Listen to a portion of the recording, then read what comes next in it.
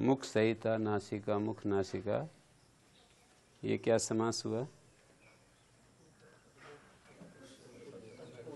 उत्तर पदलोपी तत्पुरुष। मुख सहित नासिका है, सहित का लोप हो रहा है। और मुख नासिकया वचना कर्तृकर्णे कृता बहुलम। मुख नासिका के द्वारा जो उच्चार्यमान है वो मुख नासिका वचना कहलाएगा। तो मुख नासिका कर्ता में तृतीया मानकर वचन शब्द के साथ समास हो जाएगा। यहाँ पर कर्म में, वचन शब्द में कर्म में लुट प्रत्यय माना जाएगा। कर्म में जब लुट मानेंगे तो वचना शब्द वर्ण का वाचक होगा। उच्चार्यते इति वचना, जिसका उच्चारण किया जाता है वो वचन है। भाव साधन करें तो क्या अर्थ होता है वचन का? वचन माने उच्चारण। और यदि कर्म साधन करते हैं तो उच्चार्यमाण वर्ण। भाव साधन कर्म साधन अर्थ कैसे बदलते हैं? चरण, जैसे चरण शब्द है, यदि भाव साधन करें तो चरण का मतलब चलना, और करण साधन करें चरण शब्द को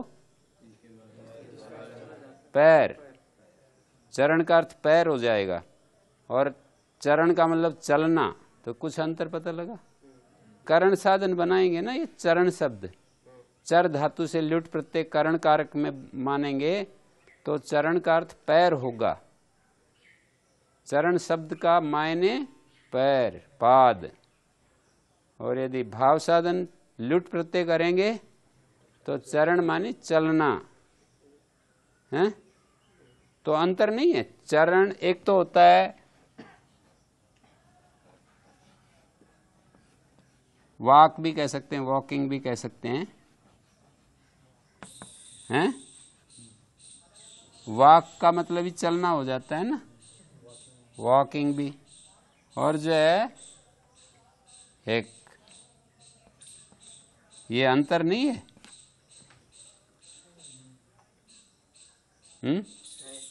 अंतर है ना।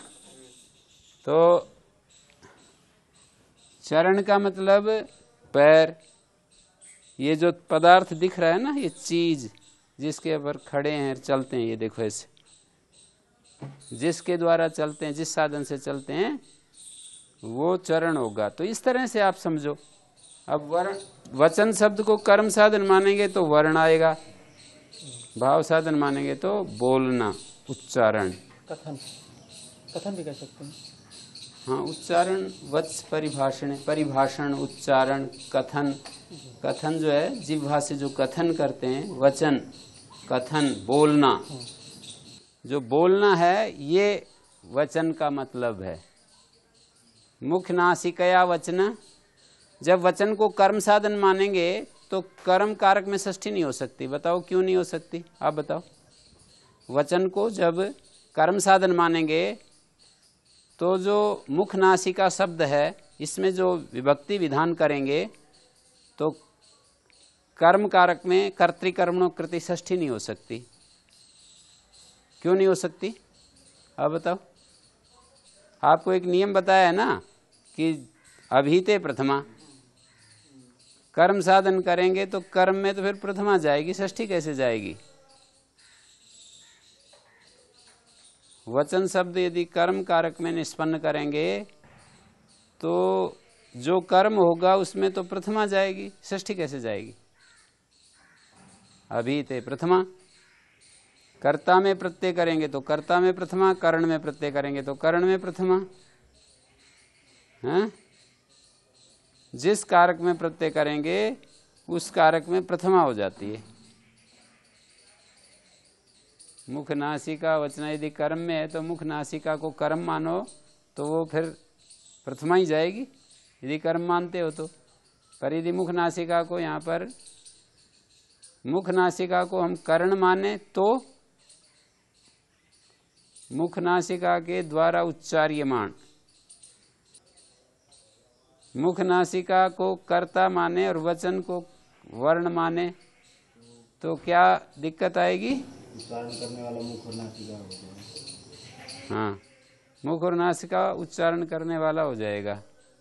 और एक व्याकरण संबंधी क्या दिक्कत आएगी? मुख नासिका में फिर तृतीया नहीं हो सकती। कर्ता और कर्म में षष्ठी होती है, कर्ता कारक और कर्म कारक में षष्ठी होती है। तो मुख नासिका कर्ता यदि मानेंगे तो षष्ठी होगी, कर्म माने तो प्रथमा होगी। तो हमने करण मान करके समास किया कि मुख नासिका के द्वारा उच्चार्यमाण, ये अर्थ हो गया। कर्ता में षष्ठी का मतलब वो कर्ता के रूप में है पर विभक्ति षष्ठी सुनाई दे रही है।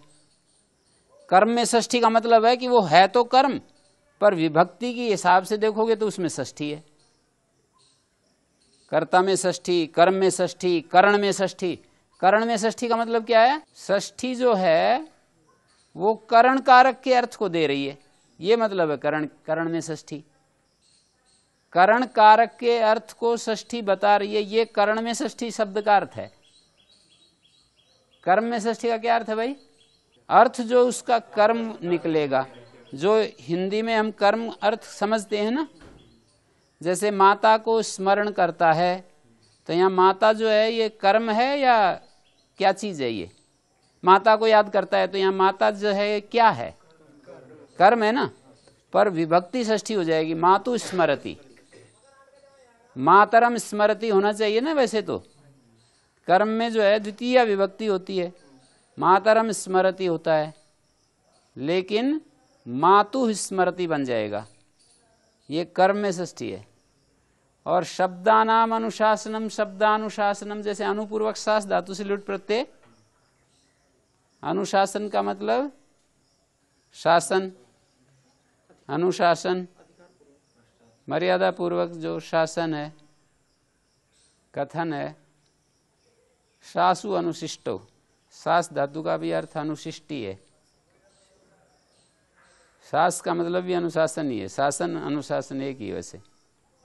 वैसे रूढ़ अर्थ वैसे यूं करते हैं, अन्य संदर्भ में करते हैं वो तो शासन मानी जिसको दूसरे का दबाव जिस किसी के ऊपर हो तो वो तो शासन, और अपना ही दबाव हमारे ऊपर होता है तो वो अनुशासन। जैसे आप गुरु के शासन में रहते हैं तो गुरु के दबाव में आप काम कर रहे हैं, और अनुशासन में यदि रहते हैं तो आप अपनी गुरु की इच्छा में अपनी इच्छा को मिला दिया है, दबाव नहीं, अपनी इच्छा। इच्छा होने पर तो दबाव का मतलब ही नहीं। दबाव कहाँ होता है? हमारी इच्छा नहीं है पर करना पड़ता है, उसको दबाव कहते हैं। कितना ही कठिन काम हो, आपकी इच्छा यदि हो गई है तो अब दबाव खत्म हो गया ना। स्वेच्छा से कोई काम कर रहे हैं आप तो उसमें दबाव खत्म हो गया है। तो अनुशासन अपना, शासन दूसरे का। वैसे रूढ़ि अर्थ के रूप में मैं बोल रहा हूं। शब्दानाम अनुशासनम, जैसे यहां पर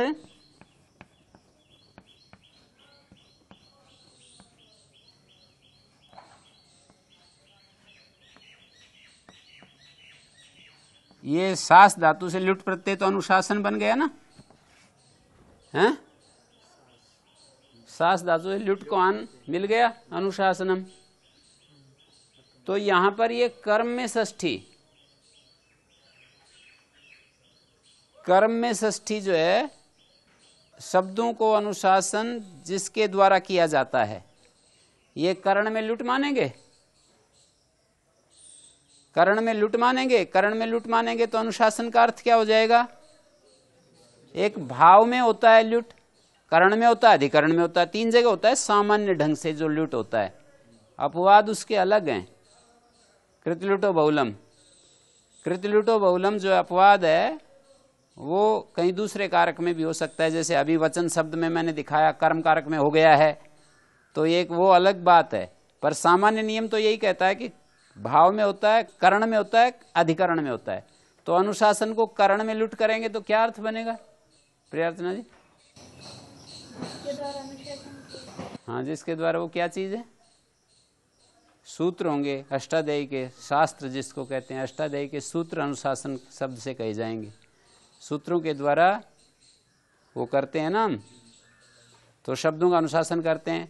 अनुशासन जिसका करते हैं वो क्या है? शब्द हैं।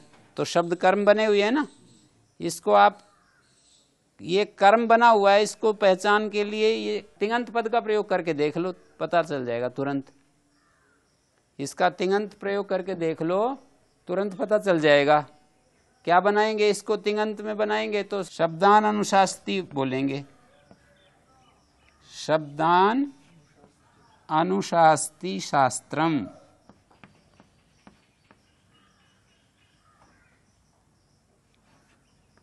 ऐसे बोलेंगे ना। शास्त्र जो है वो शब्दों का अनुशासन करता है। शब्दानाम कर्म हो गया, अनुशासन करता है शास्त्र। अनुशास्ति शास्त्र को हमने करण कारक में बना करके ये कर दिया कि अनुशासन किया जाता है जिसके द्वारा ऐसा शास्त्र अनुशासन है। हैं? शब्दों का अनुशासन जिसके द्वारा किया जाता है वो शब्दानुशासन है।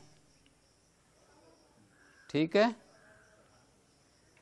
तो ये अब आपको ये बात, नई बात कुछ पता चला। ये जो बोलते रहते हैं कर्म में षष्ठी, करण में षष्ठी, कर्ता में षष्ठी, ज्यादातर 3 जगह ही बोलते हैं, कर्ता षष्ठी, कर्म षष्ठी, करण षष्ठी और एक षष्ठी और बोलते हैं शेष षष्ठी। हैं? ये लौकिक षष्ठियों के मतलब हैं। शास्त्र में तो स्थान षष्ठी होती है और एक निर्धारण षष्ठी भी बोलते हैं। तो निर्धारण षष्ठी में तो में अर्थ निकलता है। जैसे गायों में काली गाय अधिक दूध देने वाली होती है, गायों में अर्थ निकलेगा। गवाम कृष्णा गौ संपन्न क्षीरतमा, गवाम बोलेंगे। बालकों में राम कुशल है, हैं? में अर्थ होगा। बाल का नाम, ऐसा अर्थ निकल जाएगा। संस्कृत में तो षष्ठी और हिंदी में अर्थ करोगे तो में। बाल का नाम रामः श्रेष्ठतमा। षष्ठी सप्तमी दोनों होती है ना निर्धारण में। यतश्च निर्धारणम, षष्ठी और सप्तमी दोनों होती हैं। जिससे निर्धारण करते हैं उसमें षष्ठी और सप्तमी दोनों हो जाती हैं। शेष षष्ठी वो होती है जहां पर संबंध बताया जाए। दो चीजों का संबंध तो अनेक रूप हैं। जहां संबंध बताया जाए, कोई भी प्रकार का संबंध बताएं, अवयव अवयवी संबंध, व्याप व्यापक संबंध, आधार आधेय संबंध, स्वस्वामी संबंध, जन्य जनक संबंध, अनुशास्य अनुशासक संबंध, प्रतिपाद्य प्रतिपादक संबंध, वाच्यवाचक संबंध, संबंध तो बहुत हैं। तो संबंध बताया जाएगा तो वहां षष्ठी शेष षष्ठी कहलाती है। उसको शैशिकी षष्ठी बोलते हैं। शेष षष्ठी, शेष शब्द से ये शैशिक शब्द कैसे बना? शैशिकी, शैशिक, शैशिकी कैसे बना? हैं? ठक प्रत्यय की होंगे शेष। हाँ, शेष से ठक कर दिया। शेष में होने वाला, शेष से संबंधित कई अर्थ होते हैं ना। तो तस्सेदम, तस्सेदम एक अर्थ होता है, तद्धित अर्थ से। तस्सेदम का क्या अर्थ होगा? उससे संबंधित। तो शेष से संबंधित। ठक प्रत्यय किति च आदि को वृद्धि, और स्त्रीलिंग में ये ठय को ही हो गया। स्त्रीलिंग में गीप टिड्ढाणे, तो यस्येति च से शैशिकी षष्ठी। तो ये कर्तृ षष्ठी, कर्म षष्ठी, करण षष्ठी, शैशिकी षष्ठी, निर्धारण षष्ठी, ये शब्द जब बोले जाएं तो अब आपको परिचय हो गया इन शब्दों का। तो मोटी सी बात है, कर्ता कारक का अर्थ निकले और षष्ठी जो है, जैसे भवता शाही का। अब ये भवता जो है तो कर्ता, पर हो रही है षष्ठी, तो ये कर्तृ षष्ठी होगी। है तो ये कर्ता, पर हो रही है षष्ठी। इसका अर्थ है आपकी सोने की बारी है, मतलब आप शयन क्रिया करने वाले हैं। आप सोने वाले क्रिया है, सोना वाला क्रिया है, इसका कर्ता आप हो, तो षष्ठी होगी ना कर्ता में। और कर्म में षष्ठी कहें तो जैसे वज्रस्य भरता। अब यहां पर वज्रस्य जो है, वज्र एक शस्त्र होता है, वज्र को धारण करने वाला, वज्र को कर्म हो गया ना ये, वज्र को धारण करने वाला है। जैसे सुदर्शन चक्र से धरता या भरता, सुदर्शन चक्र को धारण करने वाले श्री कृष्ण थे, वज्र को धारण करने वाले इंद्र होता है। तो सुदर्शन चक्र से ये कर्म में षष्ठी हो रही है, सुदर्शन चक्र को धारण कर रहा है वो। तो मुखनासिकया वचना, मुखनासिका वचना, ये मुखनासिकया वचना में मुखनासिकया शब्द किसमें तृतीया है ये पूछ रहा हूं। तृतीया भी दो जगह होती है ना, कर्ता में भी तृतीया होती है और करण में भी तृतीया होती है। कर्तृकर्णयोस् तृतीया, कर्तृकर्णयोस् तृतीया, कर्ता और करण दोनों जगह तृतीया होती है। तो मुखनासिकया ये कर्तृ तृतीया है, करण तृतीया है? करण में तृतीया है। मुखनासिका के द्वारा उच्चार्यमाण मुखनासिका वचना, सूत्रार्थ बन गया मुखनासिका के द्वारा जो उच्चार्यमाण वर्ण है उसकी अनुनासिक संज्ञा होती है। शब्द जो है व्याकरण के द्वारा अपने स्वरूप को प्रकट कर देता है। विद्वान के सामने जैसे विद्या अपना स्वरूप खोल देती है ना, परमात्मा जैसे अपना स्वरूप विद्वान के सामने प्रकट कर देता है, ऐसे ही व्याकरण के सामने शब्द जो है अपना स्वरूप प्रकट कर देता है। करण में षष्ठी, सर्पिसो जानीते, करण में षष्ठी है ये। ज्यों विदर्थस्य सर्पिसो जानीते, यहां जानीते का अर्थ जानता है ये नहीं है, जानीते का मतलब है प्रवृत्त होता है। करण जो होता है वो किसी कोई साधन बन रहा है ना, तो प्रवृत्तिवाची है ये। जानीते का मतलब प्रवृत्त होता है, घी के द्वारा प्रवृत्त होता है। सर्पि मानी घी, मधुनो जानीते, मधु के द्वारा प्रवृत्त हो रहा है। कब प्रवृत्त हो रहा है?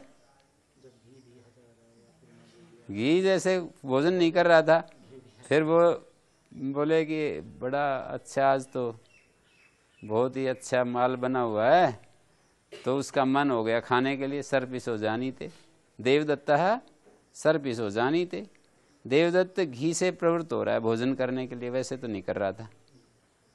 मेरे को इनको बताना जो लक्ष्य है वो ये है कि जैसे कर्म षष्ठी, कर्तृ षष्ठी, अधिकरण षष्ठी, ऐसा जब बोलते हैं ना, षष्ठी तो सब जगह हो जाती है, किसी भी कारक में कर सकते हैं। जब उसकी शेष विवक्षा होगी तो षष्ठी कर देते हैं, कहीं भी षष्ठी कर सकते हैं। तो कहीं इसका इतना व्यापक क्षेत्र है कि कहीं भी संबंध विवक्षा होगी ना, दो चीजों की क्रिया के साथ संबंध रूप में विवक्षा कर देंगे ना, तो उसमें षष्ठी हो जाएगी। एक मंत्र है वेद में, तेषाम पाही शुद्धि हवम। अब तेषाम पाही हो रहा है, तान पाही। यहाँ पर तो कहीं पर भी ये जो नियम है आपके, ना तो संस्कृत पुस्तक में मिलेगा ना हिंदी में मिलेगा, कहीं भी पाही के योग में षष्ठी हो जाती है, ऐसा थोड़ी कर रखा है। पर तेषाम पाही हो रहा है। सोमा अलंकृता तेषाम पाही शुद्धि हवम। तो तेषाम पाही जो है तान पाही अर्थ है, शेष षष्ठी होगी। शेष षष्ठी का मतलब संबंध विवक्षा में षष्ठी हो जाती है।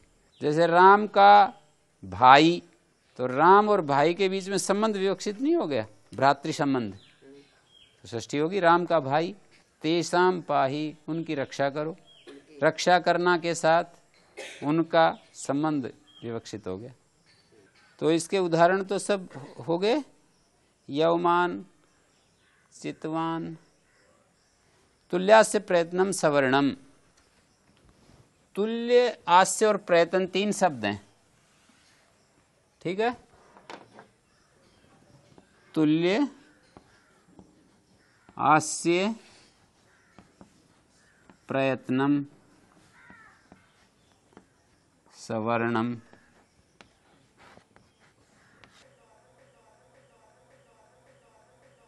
आस्य और प्रयत्न का द्वंद्व करके और तुल्य के साथ बहुब्रीहि कर सकते हैं हम। आस्य और प्रयत्न, और फिर तुल्य है आस्य प्रयत्न जिसके, वे सवर्ण होते हैं। आस्य और प्रयत्न तुल्य है जिसके एक समास हो गया ये, और एक समास हो गया आस्य प्रयत्न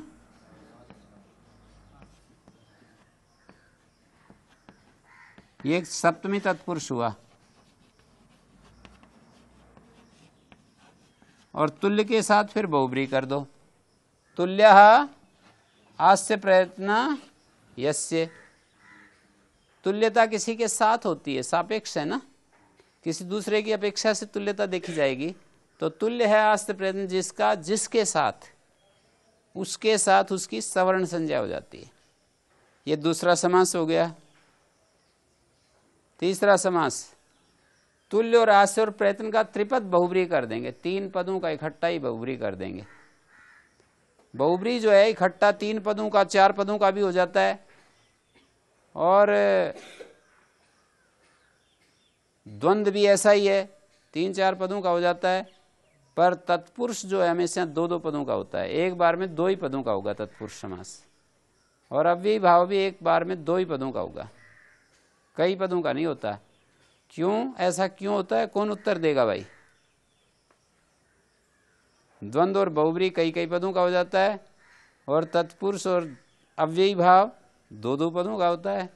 ऐसा क्यों होता है? तो मैंने कहा कि वहाँ वो क्यों हो जाता है, वहाँ पर जो अनेक पदों का कैसे हो जाता है, और यहाँ जो है दो दो पदों का ही क्यों होता है, मेरा ये प्रश्न है। क्यों जी? हाँ, ये उत्तर है इसका। जो अनेक मन्य पदार्थ है सूत्र है ना, वहाँ केवल सुप की अनुवृत्ति जा रही है और अनेकम जुड़ गया। अनेकम सुबंतम समस्यते, सुपा की अनुवृत्ति नहीं है। जो सूत्र अनेक मन्य पदार्थ है और चार थे द्वंद्व, वहाँ सुपा की अनुवृत्ति नहीं है, अनेकम के साथ में सुप जुड़ रहा है, बस अनेक सुबंतों का समास हो जाता है। तो अनेक जो है वो एक से ज्यादा जितने भी हैं सब अनेक होते हैं, दो तीन चार पांच, जब सब अनेक होते हैं। बहुब्रीहि जो होता है और द्वंद्व जो होता है वो दो दो पदों का नहीं, अनेक पदों का भी हो जाता है, दो का भी हो जाता है, अनेक उसमें वो नहीं है, उसमें मतलब कठोरता नहीं है कि दो ही पदों का होगा। पर इसमें तो कठोरता है। क्यों है ये कठोरता भाई? तत्पुरुष समास में कठोरता क्यों है कि दो ही पदों का होता है? दूसरे अध्याय का पहला पाद निकालो, यहाँ पर सह सुपा की अनुवृत्ति चलती है, और सुभामंत्रित परांगवत स्वरे से सुप की अनुवृत्ति चलती है। समझ गए? ये सुप और सुपा सह, सह सुपा को उल्टा कर दो, सुपा ऐसा कर दो, हैं? सुबंतम सुबंतेन सह, ये अर्थ होगा ना। सुप का मतलब सुबंत, सुपा का मतलब सुबंतेन, तृतीय है। सुबंत सुबंत के साथ समास को प्राप्त होता है। तो दो हो गए ना, एक इधर भी सुबंत और इधर भी सुबंत। और यदि इसको हटा करके केवल यूं कहें कि अनेक सुबंत समास को प्राप्त होते हैं, इसको अनुवृत्ति ना ले जाएं, अनेक मन्य पदार्थ है, और सुप को यहीं जोड़ दें अनेक के साथ, तो क्या अर्थ होगा? यहाँ जो सुप की अनुवृत्ति जा रही है ना, ये केवल शेषो बहुब्रीहि तक जा रही है, सुप और सुपासह की। ये सुप की भी सुपासह, सुप की अनुवृत्ति तो चार थे द्वंद्व तक जा रही है, और सुपासह की अनुवृत्ति 2-2-22 तक जा रही है। तो अर्थ क्या बना? सुबंत सुबंत के साथ, हर एक सूत्र में ये अर्थ जाएगा। सुबंत सुबंत के साथ समास होता है, सुबंत सुबंत के साथ समास को प्राप्त होता है, ऐसे अर्थ होता जाएगा। तो इधर भी एक सुबंत और इधर भी एक सुबंत, दो सुबंत होने चाहिए। जैसे इधर एक सुबंत है, इधर एक सुबंत है, ऐसे राज्या पुरुषा, राज्य एक सुबंत है, पुरुष एक सुबंत है। इस तरह से समास होगा। अध्यष्टाध्यायी, अधि एक सुबंत है, अष्टाध्यायी एक सुबंत है। ठीक है, ऐसे समास होगा। समास का मतलब दो पद मिलकर के एक पद बन जाएं। तो दो पद, पहला एक पद, दूसरा एक पद, तो वहां तक अनुवृत्ति जा रही है। सुबंत के साथ सुबंत का समास होता है। लेकिन आगे इसकी अनुवृत्ति नहीं, सुपा से कट गया, केवल सुप चला, तो वहां अर्थ हुआ अनेक सुबंत समास को प्राप्त होते हैं। अनेक का मतलब एक से ज्यादा, अनेक सुबंत समास को प्राप्त हो जाते हैं। जैसे ये तीन है, 1 2 3, तो ये अनेक सुबंत हो गए, ये समास को प्राप्त हो गए। इसका नाम बहुब्री हो गया। तो यहाँ बहुब्री तो 3 का 4 का भी हो जाएगा। 4 थे द्वंद्वा भी, 3 4, रामश्च लक्ष्मणश्च शत्रुघ्नश्च भरतश्च, 4 का हो गया ना। लेकिन यहाँ 2 ही का होगा। यहाँ 2 का ही होगा। क्यों होगा 2 का? सुप और सुपास है, इन 2 पदों की अनुवृत्ति जा रही है पूरे समास प्रकरण में। बहुब्री तक अनुवृत्ति जा रही है, तो एक सुबंत दूसरे सुबंत के साथ समास को प्राप्त होता है। तो इसलिए यहाँ तो 2 पदों का ही समास होगा, 1 टाइम 2 सुबंत। ठीक है, आगे सुपा की अनुवृत्ति नहीं है, इसलिए एक ही समय में कई सुबंतों का भी समास हो जाता है। हैं? एक तत्पुरुष ऐसा है जो 3 पदों का भी हो जाता है। वो 3 पदों का तो बहुब्री होता है, तत्पुरुष तो 2 ही पदों का होता है। जैसे तदितार्थोत्तर पद समाहारे च, वहां पर उत्तर पद परे रहते तत्पुरुष समास कहा है, तो वो तो 2 ही पदों का होगा। तत्पुरुष समास 3 पदों का नहीं होता है कभी भी। 3 पदों के अंदर 2 पदों का तत्पुरुष हो सकता है। 3 पदों का देखोगे तो बहुब्री दिखाई देगा, और 3 पदों के अंदर यदि देखोगे तो 2 पदों का तत्पुरुष दिखाई देगा। जैसे पंचशाला प्रिया यस्य, पंच एक शब्द है, शाला एक शब्द है, प्रिया एक शब्द है। 5 शालाएं प्रिय हैं जिसको, 5 मकान प्रिय हैं जिसको, हैं। तो अब यहाँ पंच और शाला और प्रिय 3 शब्द हो गए ना। तो पंचशाला प्रिय, इन तीनों का देखोगे तो बहुब्री है, और पंच और शाला का देखोगे तो तत्पुरुष है। प्रिय उत्तर पद में रहते पंच और शाला का तत्पुरुष हो गया। हो गया, अब स्पष्ट हो गया। तो यहाँ त्रिपद बहुब्री देखेंगे ना। तुल्य है आश्य में प्रयत्न जिसका, तो उसको तुल्यास्य प्रयत्न कहते हैं। 3 समास बताए मैंने। यूं तो मुखम च नासिका च मुख नासिकम, ईषद्वच नाम आवचनम, तो 2 समास तो यही हो गए। मुख और नासिका का एक समास, ईषद आ और वचन का एक समास, फिर मुख नासिकम आवचनम यस्य बहुब्री समास। तो ये बहुब्री समास करने के लिए इस प्रक्रिया से चलेंगे। मुख और नासिका का द्वंद्व, आ और वचन का तत्पुरुष, और फिर द्वंद्व और तत्पुरुष का फिर बहुब्री, और उधर मुख और नासिका का तत्पुरुष, मुख सहिता नासिका मुख नासिका, और मुख नासिकया वचना इति मुख नासिका वचना, ये फिर तत्पुरुष हो गया। तत्पुरुष गर्भ तत्पुरुष, तत्पुरुष गर्भ तत्पुरुष कहेंगे। मुख नासिका में तत्पुरुष और मुख नासिका वचना, इनमें भी फिर तत्पुरुष। तो तत्पुरुष गर्भ तत्पुरुष हो गया। और वहां देखेंगे तो मुख नासिका द्वंद्व हो गया, और उधर ईषद वचन तत्पुरुष हो गया, और फिर बहुब्री हो गया। द्वंद्व तत्पुरुष गर्भ बहुब्री हो जाएगा। द्वंद्व तत्पुरुष गर्भ बहुब्री। पहले द्वंद्व है मुख और नासिका का, और आवचन का तत्पुरुष है, द्वंद्व और तत्पुरुष हो गया। और फिर मुख नासिक आवचन है जिसका, द्वंद्व तत्पुरुष गर्भ बहुब्री हो गया। ठीक है, मुख नासिक का द्वंद्व, आ और वचन का तत्पुरुष, और फिर मुख नासिक और आवचन का फिर बहुब्री, मुख नासिक आवचन है जिसका, तो पहले द्वंद फिर तत्पुरुष फिर बहुब्री, 3 है ना, तो क्रम से बोलने में ऐसे बोलेंगे कि द्वंद तत्पुरुष गर्भ बहुब्री, द्वंद और तत्पुरुष गर्भ बहुब्री, द्वंद तथा तत्पुरुष गर्भ में है जिसके ऐसा बहुब्री है। और मुख सहिता नासिका मुख नासिका, मुख नासिका वचना मुख नासिका वचना। और जो है ये जब देखेंगे समानाधिकरण तत्पुरुष गर्भ तृतीया तत्पुरुष, पहले वाला जो है समानाधिकरण तत्पुरुष है, मुख सहिता नासिका मुख नासिका, समानाधिकरण तत्पुरुष गर्भ तृतीया तत्पुरुष, मुख नासिका या वचना मुख नासिका वचना, समानाधिकरण तत्पुरुष गर्भ तृतीया तत्पुरुष, ऐसे बोलेंगे। तो व्याकरण की भी ये बात है कि आप कितनी भी जटिल समस्या है, समास एक जटिल समस्या में मानता हूं मैं, जिनको संस्कृत भाषा का अभ्यास नहीं होता है, क्योंकि मैं स्वयं उस रास्ते से गुजरा हूं, मेरे को भी बहुत मुश्किल हुआ है, ये बिल्कुल पकड़ में नहीं आता था। आखिर कहीं कुछ हो जाता है, कहीं कुछ विग्रह करते हैं, कोई जोर भी नहीं लगाता था इस तरह जैसे मैं आपको जोर लगा रहा हूं ना समझाने के लिए।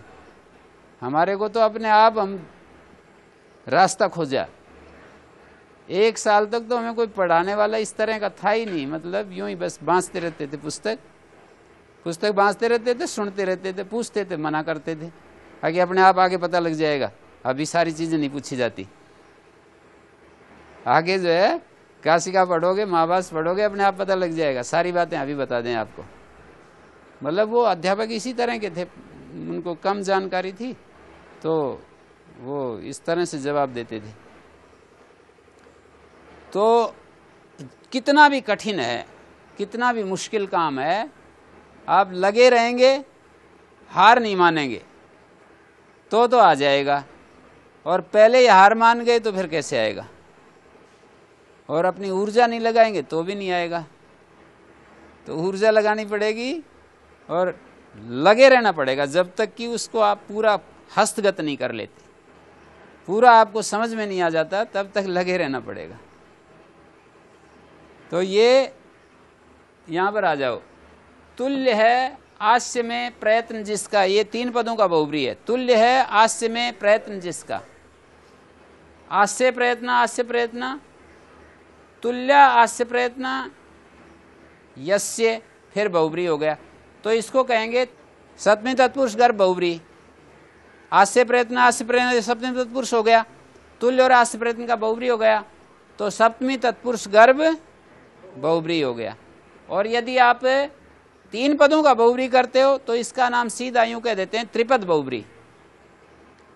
हैं, तुल्य आस्य प्रयत्नो, ये आस्य शब्द सप्तमी का एक वचन ही रहेगा, तुल्य आस्य प्रयत्नो यस्य, ये सप्तमी का एक वचन ही रहेगा यहां पर, तुल्यास्य प्रयत्न। ये तो मैंने 3 शब्द लिखे हैं अलग अलग, समास करोगे तो यहां आस्य सप्तमी का एक वचन रहेगा, विग्रह में, विग्रह करने में सप्तमी का एक वचन रहेगा विग्रह में। और द्वंद गर्भ बहुब्री भी है, आस्य और प्रयत्न ये द्वंद है, और तुल्य के साथ बहुब्री है, आस्य और प्रयत्न, आस्य प्रयत्न द्वंद है ना द्विवचन, तुल्यौ आस्य प्रयत्नो यस्य, तुल्यास्य प्रयत्नम, ये आस्य प्रयत्नो द्विवचन है, और तुल्यौ ये भी द्विवचन है, तुल्यौ आस्य प्रयत्नो यस्य तत् तुल्यास्य प्रयत्नम। बहुब्री समास के विग्रह में अन्य पदार्थ प्रधान होता है ना, ये अन्य पदार्थ प्रदान करेंगे, तुल्यो आस्य प्रयत्नो यस्य, चित्रा गावा यस्य, लंबो करणो यस्य, बहुब्री में तो ऐसे होता है ना। अभी बहुब्री समास का वो समास ही वो उसके अर्थ में है अपने आप, क्या बहुब्री जो होता है वो द्वितीया से लेकर सप्तमी विभक्ति के अर्थ में होता है। बहुब्री समास द्वितीया विभक्ति से लेकर प्रथमा विभक्ति के अर्थ में नहीं होता है, बहुब्री द्वितीया विभक्ति से लेकर सप्तमी विभक्ति के अर्थ में होता है बहुब्री समास। जैसे प्राप्तम उदकम यम ग्रामम, ये द्वितीया के अर्थ में है, ऊड़ा रथो येन, ये तृतीया के अर्थ में है, उपरीता पशु यस्मई, ये चतुर्थी के अर्थ में है, उद्धृता उदना यस्मात्, ये पंचमी के अर्थ में है, चित्रागावा यस्य षष्ठी के अर्थ में है, वीरा पुरुषा यस्मिन, ये सप्तमी के अर्थ में है। तो जब षष्ठी के अर्थ में होगा तो यस्य आएगा, सप्तमी के अर्थ में आएगा होगा बहुब्री तो यस्मिन आएगा। जैसे धात्व अवयव से लोपो यस्मिन, अब वहां यस्मिन आ गया, वहां तो पूछा नहीं आपने यस्मिन कैसे आ गया,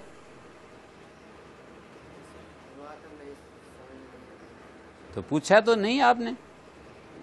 न धातु लोपार धातु के में धातु लोपे शब्द है ना, तो हम समास का विग्रह करते हैं धात्व अवयव से लोपो यस्मिन, ये यस्मिन कहां से आ गया, तो इसका उत्तर है सप्तमी के अर्थ में बहुब्री है। वहां धातु और लोप, धात्व अवयव और लोप, इन दो पदों का बहुब्री समास है। किस अर्थ में, सप्तमी के अर्थ में बहुब्री है। धात्व अवयव से लोपो यस्मिन, सप्तमी के अर्थ में बहुब्री है। कंग इत यस्य, वहां पर क्या समास है, कंग में तो द्वंद्व हो गया और इत शब्द के साथ बहुब्री हो गया, तो ग क ng इत हैं जिसके, तो उसको किंगत कहेंगे। एक शब्द होते हैं कृदंत और एक होते हैं तिङंत और एक तद्धितांत। मुख्य शब्द 3 होते हैं, फिर 2 पद मिलाकर के एक पद बना देते हैं, वो समास होता है ना। तो जैसे प्रयत्न प्रयपूर्वक यत धातु से नंग प्रत्यय गए चला गया, प्रयत्न बन गया, किससे हुआ ये, यज याज यत विच पिछ रक्षो नंग सूत्र है ना, तो नंग प्रत्यय हो गया उससे,